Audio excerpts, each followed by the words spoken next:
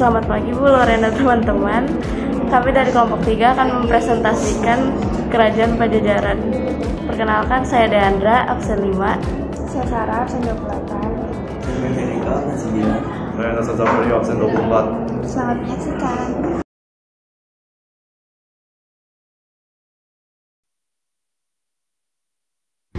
Kerajaan Pajajaran yang berpusat di Pakuan yang sekarang disebut sebagai Bogor, Jawa Barat, didirikan pada 923 Masehi oleh Srijaya Bupati. Awalnya kerajaan ini tidak disebut sebagai Kerajaan Pajajaran. Namun, selama masa kepemimpinan Srijaya Bupati, tata kerajaan dijatuhkan kepada Rahyang Niskala Wastu Kancana dan pusat kerajaannya dipindahkan ke Kawali. Lalu pada tahun 1428, Sri Baduka Maharaja atau Prabu Siliwangi dinobatkan sebagai penguasa dan ia menggabungkan kerajaan Sunda dengan kerajaan Galuh serta memulai periode kerajaan Pajajaran yang baru yang berpusat di ibu kota Pakuan Pajajaran. Kerajaan Pajajaran merupakan kelanjutan dari kerajaan-kerajaan yang sudah ada sebelumnya seperti Kerajaan Tarumanagara, Kerajaan Kawali, Galuh, dan Sunda. Dan kerajaan Pajajaran ini dikenal juga dengan nama lain seperti Negeri Sunda, Pasundan, maupun Pakuan Pajajaran. Selain Srijaya Bupati sebagai pendiri, berikut adalah beberapa raja-raja yang tercatat pernah memimpin di Kerajaan Pajajaran. Yang pertama ada Sri Baduga Maharaja yang bertahta di Pakuan pada 1482 sampai 1521 Masehi. Yang kedua ada Surawisesa yang bertahta di Pakuan pada 1521 sampai 1535 Masehi. Yang ketiga ada Ratu Dewata yang bertahta di Pakuan pada 1535 sampai 1543 Masehi. Yang keempat ada Ratu Sakti yang bertahta di Pakuan pada 1543 sampai 1551 Masehi. Yang kelima ada Ratu Nilakendra pada 1551 sampai 1567 Masehi yang meninggalkan Pakuan karena serangan dari Hasanuddin dan Maulana Yusuf.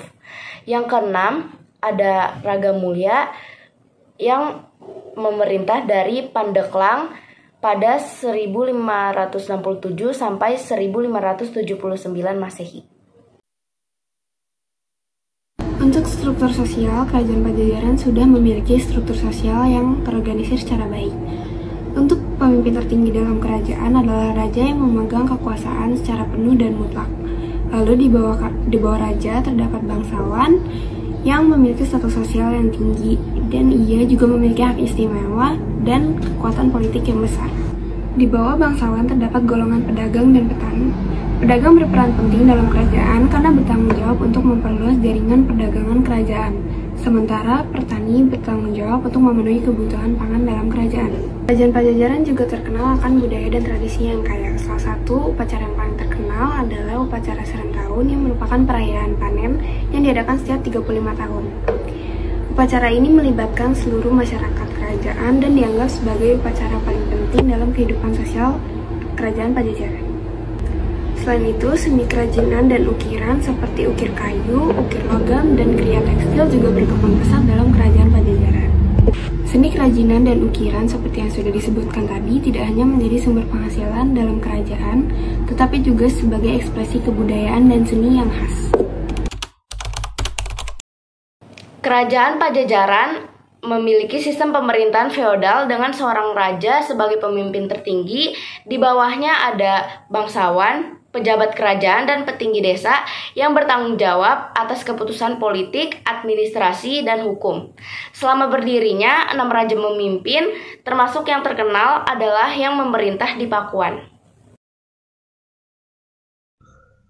Kehidupan ekonomi Kerajaan Pajajaran. Pada masa kejayaannya, kondisi ekonomi kerajaan tersebut cukup bagus.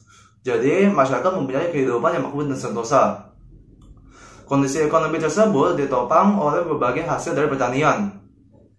Berdasarkan buku yang berjudul Hitam Putih Pajajaran dari Kerajaan hingga Keruntuhan Kerajaan Pajajaran yang dirumuskan oleh Ferry Taukil El-Jaquen, juga didapatkan bahwa kesejahteraan kerajaan dan masyarakatnya tersebut berasal dari berbagai hasil penjualan pertanian yang berupa sayur, buah-buahan, padi, dan lada. Namun, penghasilan terbesar yang menjadi komoditi utama tersebut adalah lada. Pada masa itu, terdapat juga 6 pelabuhan yang terdapat di Kerajaan Pajajaran yang sangat membantu perkembangan seksi ekonomi Kerajaan Pajajaran tersebut. Jadi, pada masa era Sri Baduga Maharaja, pelabuhan itu menjadi jantung yang menjaga kedaulatan kerajaan tersebut. Masa kejayaan Kerajaan Pajajaran.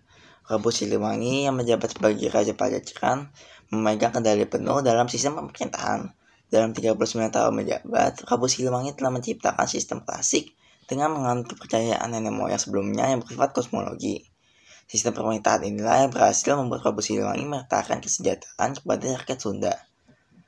Kesuksesan ini juga berasal dari sistem pemerintahan dan juga sistem keamanan yang diterapkan, yang mampu mengeliminasi segala gangguan keamanan, baik dari usaha-usaha untuk menghancurkan kerajaan. Prabu Siliwangi juga membebaskan penduduknya dari beban seperti pajak. Sekarang kita akan masuk ke masa kehancuran Kerajaan Pajajaran. Ada 2 faktor yang menyebabkan keruntuhan, yaitu faktor dari dalam dan juga faktor dari luar.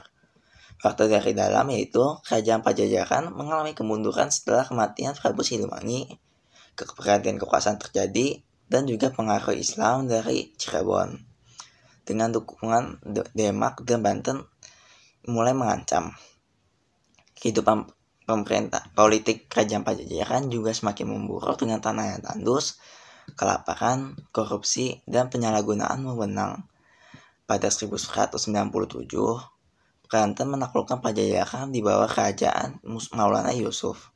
Pajajaran jatuh setelah Pakuan direbut oleh Banten dan singgasana kerajaan juga dibawa pergi. Maulana Yusuf diangkat sebagai penerus sah dan memiliki hubungan darah dengan Kerajaan Pajajaran. Untuk faktor dari luar, adanya serangan dari kerajaan Sunda yang lain, yaitu Kesultanan Banten. Dan pada saat itu, Kesultanan Banten dipimpin oleh Maulana Yusuf yang melakukan penyebaran agama Islam melalui penaklukan.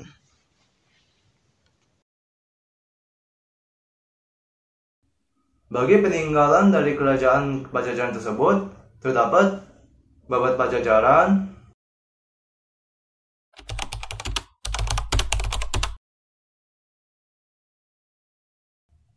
Prasasti Kawali,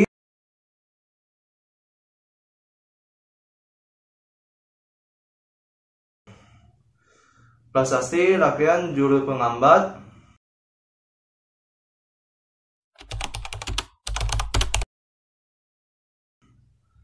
Prasasti Perjanjian Sunda Portugis,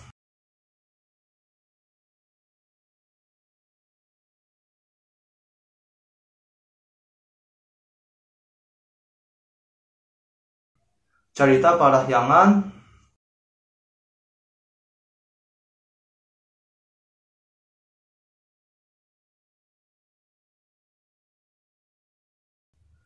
Prasasti Batu Tulis,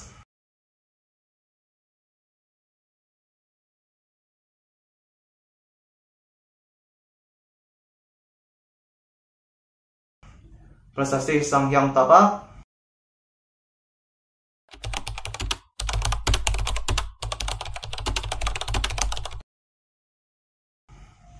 dan Kidung Sudayana.